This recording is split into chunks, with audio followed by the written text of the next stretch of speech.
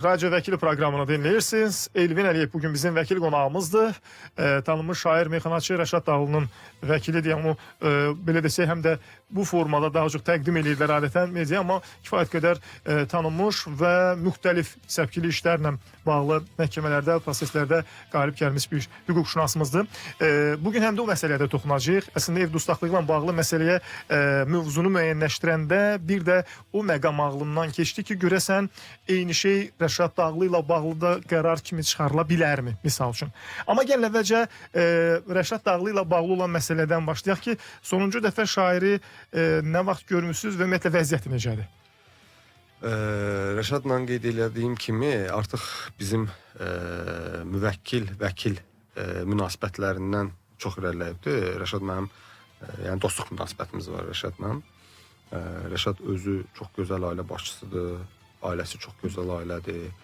Həqiqətən mənim bir paylaşımım var idi Rəşadla bağlı ki, Rəşad həqiqətən dövlətinə, dövlətçiliyinə, xalqına çox bağlı adamdır, çox, həddən artıq çox bağlı adamdır və mənim də onunla dostluq eləməyimin əsas səbəblərindən birisi odur ki, o mənəvi, mental dəyərlərə üstünlük verən oğlandır. Bir cümlə işlətmişdim ki, bəs bu nüansları var Rəşadın və Rəşadı həqiqətən tanımağa dəyərdir. Rəşad tanınası Azərbaycan oğullarından biridir. Mən belə deyim, hər hansı bir cinayətin törədilməsinə haqq qazandırmıram və yaxud da ki, o Rəşad tərəfindən istənilərək bilavasitə belə deyim ki, qərəzli olaraq törədilən bir cinayət deyildi. İndi o müəyyən istintaq aparıldı və belə deyək ki, qanunvericiliyin məhkəmə təcrübəsində də, qanunvericilikdə də, yəni Rəşadın baş verən hadisədə kifayət qədər çox sayda bıçaq zərbələri endirilmişdi.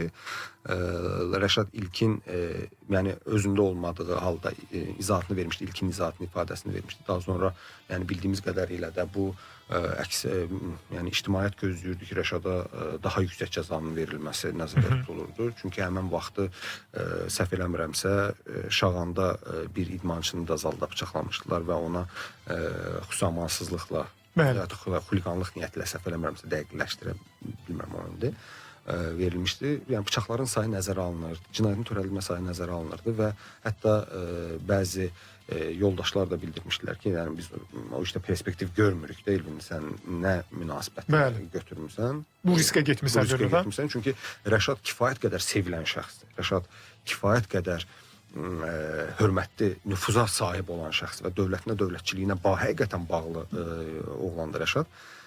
Belə qeyd edeyim ki, yəni mən onu götürəndə bilirdim ki, yəni işin sonunda ya vəzir olmaq var, ya rəzil olmaq var. Amma Rəşada görə götürmüşdüm mən o işi. İfadələrinə, yəni istintaq gedişatında bizə aid olan hissədə işlə tanış olarkən müəyyən hallar gözümə çarpdı və Rəşadla konfidensial görüşdə Rəşada bir-iki sual verdim ki, Rəşad, bildirirsən ki, məsəl üçün belə mən bir də özümə gələndə gördüm ki, bu adam artıq Həyatda yoxdur. Həyatda yoxdur. Rəşad, kifayət qədər yəni sayı çox bıçaq zərbəsi vurulub da həmən şəxsə orada. Bəs buna bir düşünmək lazımdır da. Çünki maddə xüsusi amansızlıqla adam öldürməyə gedir artıq. Əməl tövsif olunur. Xüsusi amansızlıqla adam öldürməyə, bıçaqların sayı çoxluğuna görə. Onda suala cavab verdi ki, bəs mən dedim, Rəşad, hadisənin bir təfərrüatı ilə danışıqda müəyyən olunur ki, Rəşad ilk zərbəni şəxsin ürəyinə vurmuşdur və ölüm səbəbi də İlk zərbədən olub, İlk zərbədən, yəni ekspertlər rəyi var idi ki, orada bir mənalı göstərilmiş ki, şəxsin ölümü ürəyə daxil olan kəsici deşici alət vasitəsi yetirilmiş xəsarətdən nəticələnibdir. Bu məsələdə artıq biz istintaq həqiqətən Respublikada bir rezonans doğuran hadisə idi. İstintaq da belə deyim ki, sizə o qədər xırdaçılığı ilə, incəliyi ilə aparılırdı ki, yəni tam obyektiv, bir mənalı olaraq, yəni mənim o istintaqının aparılmasının da düzdür, müdafiə tərəfi olaraq müəyyən narazılığım olsa da, indi mənim subyektiv yanaşmamdır.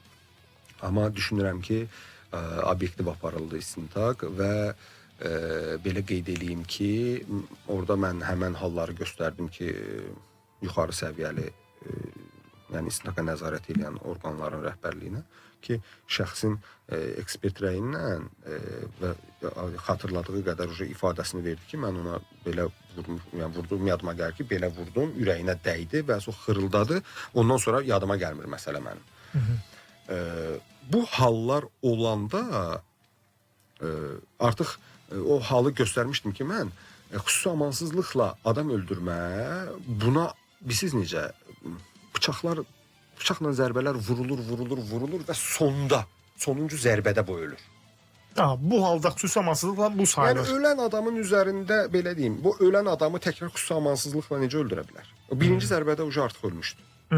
Birinci zərbədə ölmüşdü bu adam. Və buna necə xüsusi amansızlıq? Bu heç nə hiss eləmir axı.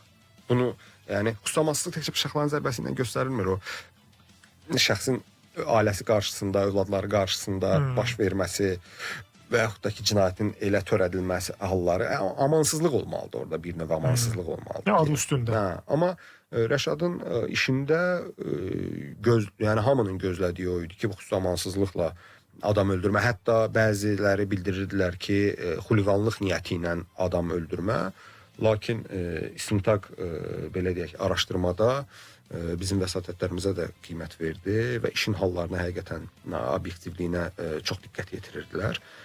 Gəldi o vəziyyətə çatdı ki, yəni yekunda o qənaətə gəldilər ki, yəni burada nə xuliqanlıq niyyəti ilə, çünki xuliqanlıqda səbəb olmalı deyil. Xuliqanlıq niyyəti ilə adam öldürmədə və yaxud da ümumiyyətcə xuliqanlıq əməllərində səbəb olmalı deyil. Yəni bir nəfər oturur burada yeyir içir, o birisi durur, o birisinin stolunda başlayır dava salmağa, xuliqanlıq budur. Yəni ictimai səbəb olmalı deyil də, bunların arasında artıq səbəb var idi. Yəni başa düşürsünüz? Bir anlaşılmazlıq. Bir anlaşılmazlıq. Anlaşılmazlıq indi ona mən anlaşılmazlıq da deyə bilmərəm. Çünki tərəflər arasında olan bəzi məsələlər, yəni onlar bilirdilər o məsələni. Yəni orada bir nüans olmuşdu ki, bunların arasında artıq bir ünsiyyət formalaşmışdı. Pis yaxşı. Əvvəldən ünsiyyətləri olubdu. Mövzu ilə bağlı bir ünsiyyət yaranmışdı, bir belə deyək ki, əlaqə qurulmuşdu və onun nəticəsində bu hadisə baş vermişdi. Yəni burada xuliqanlıq artıq sıradan çıxırdı və birinci bıçağın ürəyə zərbə yetirilməsindən baş vermiş xəsarət nəticəsində ölməsi, həmin anda ölməsi ekspert rəyi bunu təsdiqləyir. Yəni xüsusi bilik tələb edən haldır. Rəşada artıq xüsusi amansızlıqla adam öldürmə maddəsini verməyi istisna elədi o hal. Və oldu qəsdən. O da necə oldu artıq? Orada biz onunla da razılaşmırdıq. Mən bugünkü gündə razılaşmıram ki, qəsdən adam öldürmə belə. Affekt vəziyyətində, yəni onun halları bir mənalı olaraq onu göstərir ki, affekt vəziyyətində. Çünki Rəşadın verdiyi ifadələr də artıq bu ictimaiyyətə bəllidir o ifadələr də ki, orada bəzi video roliklər çıxmışdı ki, Rəşad gedir siqaret almağa, oradan bıçaq götürür, baxır belə nəsə bıçaq. Məsələ də elə olmuşdu ki, müəyyən məsəl üçün bu ölən şəxslə bağlı ölən şəxs özü dəvət eləmişdi ki, Rəşad gəl, məsəl üçün belə deyək də danışaq. Danışaq yox. Məsəl üçün belə bir məsələ var. Kimlərinsə arasında belə bir məsələ var. Məsəl üçün adları şərt olaraq Əli, Məmməd, Hüseyn bu adlar, belə bir şəxslər bunları bildirir. Gəl gedək məndən bunu aydınlaşdıraq, bu söhbəti aydınlaşdıraq. Rəşadı o dəvət edir. Rəşad ona bildirmişdi ki, qardaş, bu söhbəti, yəni kim deyirsə, gəlsin mənim üzümə düşsün də, məni göndər, mənə nömrə ver, mən danışım, görüşüm, nə məsələdir ki bu belə. O aparmaq, onların yanına aparmaq adı ilə çağıranda bildirmişdi ki, gələndə, məsəl üçün, Rəşad ifadəsində də göstərmişdi, necə olubdursa onu, ki, boş gəlməyərsən. Yəni indi baxma da, bəlkə aramızda söz-söhbət olar, onlarda da silah olar, özümüzü bir müdafiə eləyə bilək, belə. O hətta elə bir xatırlatma, qarşı tərəf yəni istəyib ki, əlində boş gəlmir. Ölən tərəf bildirmişdi ki, boş gəlməyərsən də, yəni üstündə bir nəsə bir şey olsun. Yəni Rəşad o bıçağı o niyyətlə, Rəşad yoxsa yəni belə deyim ki, adam öldürmür. Özə bıçaq alınır və qoyulur skorsun yanına. Sürətlər qutusunun yanına. Bəli, sürətlər qutusunun yanına qoyulur və həmin şəxsin də öz qohumları tərəfindən səhv eləmirəmsə məhkəmə istintaqı zamanı müəyyən ifadələr verilmişdi ki, bıçaq kolleksiyası var idi. Bıçağa meyilliyi var idi. Belə bir balaca video olan antikvar və yaxud da belə bıçaqları yığmağı sevirmiş. Həmin vaxtda da götürüb bu bıçağı bıçağı götürüb başlayıb əlində oynatmağa ki, belə də nə bıçaq, nə gözəl bıçaqdır zat belə. Yəni bıçaq ilk növbədə Rəşadın əlində olmamışdı orada. Yəni bunun aslı var. Artıq onun Rəşaddan qanunsuz müəyyən tələbləri var idi ki, məsəl üçün indi siz rəhmətə gedibdi, o qarşı tərəfin də belə deyək ki, yəni bəzən bayaq da qeyd elədim ki, söhbətin elə hissəsi var ki, iki tərəfdən biri qıcıqlanır. Təbii. Ona görə qurduğum cümlələrə kifayət qədər seçirəm beynimdə, ehtiyatla yanaşıram ki, başa düşürəm sizi. Yəni heç bir tərəfin belə deyək ki, mənafeyinə toxunası bir şey Xətrinə olmasın. dəyməsin. Əslində mən belə deyək ki, Rəşadın dostu kimi, vəkili kimi onu müdafiə eləməliyəm, deməliyəm belədir. Amma artıq o məsələ başa çatıbdır. Mən də çox üzr istəyirəm. Bu təxminən aşağı-yuxarı mediada bu istintaqın gedişatı filan müəyyən bir detallar üzə çıxdı, proses necə olub və s. Bundan sonra bilirəm ki, indi bu iş bitib, müəyyən bir formada artıq cəza verilib və s. Bəs yaxşı, bundan sonra deyək ki, məsələn, şəxsin o 9 il 6 ay səhv etmirəmsə cəzaya məhkum edilib, daha tez çıxma ehtimalı varmı? Və yaxud da ki, cəzasını cəza çəkmə müəssisəsində deyil də, məsələn, ev dustaqlığı ilə əvəz olunması ehtimalı varmı? Yox, Rəşad Dağlı'nın. ev dustaqlığı belə deyim mən sizə ki, həbs qətimkan tədbirinə alternativ seçilir və bu istintaq dövründə olur. Məhkəmə hökmü qanuni qüvvəsinə alandan sonra artıq o ev dustaqlığı ilə əvəz olunsun deyə bir şey yoxdur. Çünki məhkəmə verir ki, müəyyən müddətə azadlıqdan məhrum olunsun. Cəzasını ümumili, ciddi və yaxud da ki, həbsxanada çəksin rejimlərə görə. Bəli. Onu necə ev dustaqlığı ilə əvəz eləmək olar? O artıq deyir ki, orada çəksin cəzanı. Aydındır. Hökm qanuni qüvvəsinə alsa orada ev Bu tərəf artıq yoxdur. yoxdur. Bəs daha tez çıxma? Cəzadan şərti olaraq çəkilməmiş hissəsindən azad oluna bilər və yaxud da ki, ölkə rəhbəri cənab prezident tərəfindən cəzanın çəkilməmiş hissəsi əfv oluna bilər və yaxud da ki, cəzanın çəkilməmiş hissəsinin müəyyən bir hissəsindən azad oluna bilər ölkə rəhbəri tərəfindən. İndi belə deyək ki, amnistiyaya düşüb-düşməmə məsələsi bildiyimiz kimi şəxslərə tətbiq olunur, yəni şəxslərin özlərinə tətbiq olunur, amma amnistiya maddələrə tətbiq olunur. Maddələrə uyğun tətbiq olunur. Necə ki, məsəl üçün cəzanın çəkilməmiş bu maddələr üzrə konkret maddələr göstərilir ki, amnistiya aktında məsəl üçün filan maddələrlə cinayətçi törədənlərə tətbiq olunsun. Vətən müharibəsi iştirakçıları, onların ailə üzvləri və yaxud da ki, amnistiya haqqında konkret göstərilir ki, oğurluq maddələri, məsəl üçün filan maddələrə uyğun olaraq cəzanın çəkilməmiş 3 ayı, 6 ayı, 5 ayı bu amnistiya haqqında konkret göstərilir. Amma birbaşa cənab prezidentin, ölkə rəhbərinin səlahiyyəti daxilindədir və şəxsi əfv eləyir. Şəxsi, məsəl üçün orada konkret göstərilir. Filan kəs bu şəxslər, adlar, soyadla ki, inşallah Rəşad Əmirov barəsində də ölkə rəhbərinin elə bir qərarı olar ki, məsəl üçün cəzasının çəkilməmiş, məsəl üçün hissəsini artıq belə deyək ki, əfv olunması üçün şəxs cəzanın minimum yarısını çəkməlidir. Əfvə düşmək üçün. Yarısını çəkməlidir. Bu bütün cinayət işlərində belə olur? Bütün cinayət işlərində, bəli. Yəni cəzanın yarısı çəkilməlidir ki, əfvə düşə bilsin. Nə qədər gedib artıq? Amma Rəşadda 4 il. 4 il gedib artıq. 5 aydan sonra yarısını təxminən çəkmiş olacaq. Yarısını çəkmiş olur. O bir məsələ də var ki, əfvdə belə deyək ki, cəzanın çəkilməmiş qalan hissəsinin müəyyən bir hissəsini də ölkə rəhbəri əfv eləyə bilər. Məsəl üçün 6 ili qalıbsa, onun üzərindən 3 ili əfv eləyə bilər. 3 ilini, məsəl üçün çəkilməmiş hissəsindən 3 ilini üzərindən götürə bilər, əfv eləyə bilər həmən hissədə. Yəni o ölkə rəhbərinin səlahiyyəti daxilindədir. Yəni ölkə rəhbəri onunla bağlı qərar qəbul edir. Amma yəni qanunvericilikdə belə bir məhdudiyyət yoxdur ki, ta ki bu cinayətə görə olmaz və yaxud da, yəni mümkündür ki, ola bilər. Yəni ancaq dediyiniz qaydalar, yəni dövlət başçısının müvafiq qərarı ilə, bəli. Və yaxud da ki, digər məsələlər amnistiya ilə bağlı olan məsələlər Milli Məclisin səlahiyyəti olarsa. Bir digər nüansda soruşum, yeri düşmüşkən, yəni madam ki biz tanınmış şairdən, meyxanaçı Rəşad Dağlıdan danışdıq. Sonuncu danışığınızda necə idi vəziyyəti filan. Allah bütün orada olan şəxslərin qapısını açsın.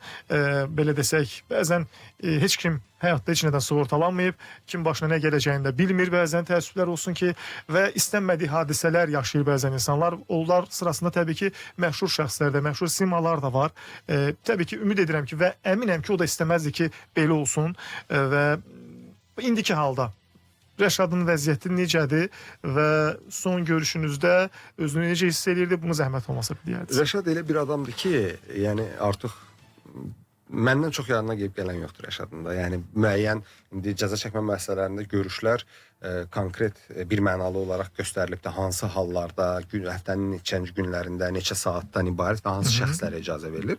Müdafiəçisi üçün yəni o elə bir məhdudiyyət yoxdur. Mən hər gün istəsəm, hər gün səhər saat 9-dan axşam saat 6-ya qədər iş vaxtında, yəni oranın fəaliyyət göstərdiyi müddət ərzində iş rejimi vaxtında mən vəkil kimi oraya gedib gələ bilərəm ki, gedəndə də elə gedirəm. Necədir vəziyyəti? Son danışınızda nələrdən danışmışsınız? Səhhəti yaxşıdır. Rəşad belə deyim ki, idmanla məşğul olur özü. Bildiyim qədər bir xeyli kilo verib, səhv etmirəmsə, arıqlayıb, hə? Bəli, onun üzərində çalışırdı, biraz da öz üzərində çalışırdı ki, artıq çəkidən biraz neynəsin ki, kifayət qədər kilo, yəni istədiyi kiloya düşübdür. Yəni idmanla məşğul olur. Düz indi cəza çəkmə müəssisəsidir. Müəyyən çətinliklər olur, müəyyən problemlər olur.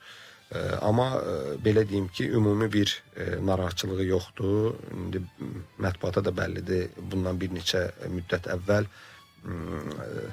əməliyyat da keçirmişdi. Düzdür, qısa bir tibbi əməliyyat idi, amma əməliyyat da keçirmişdi. Yaxşıdır. Yəni belə deyim ki, ümidsiz deyil. Yəni belə də vaxtı olanda yenə məsələn qəzəl yazar, eləyər belə, amma yəni soruşanlara çoxlu salamım var. Salamımı çatdıramağını istəyib məndən. Yəni kim soruşursa salamını çatdırır. Hər halda bu efir vasitəsilə biz də yəni bu salamı çatdırmaq üçün həm də rahatlıqla deyə bilərsiniz. Dostlar, tanışa yəqin ki. Oğlunu da, Yusifi də təbrik edirəm bu yaxınlarda. O da yəni o uşaq Rəşadın oğlu elə bir həm qızı, həm oğlu, yəni belə həm təhsil sahəsində, həm idman sahəsində çox güclü rezultatlar əldə edən uşaqlardır.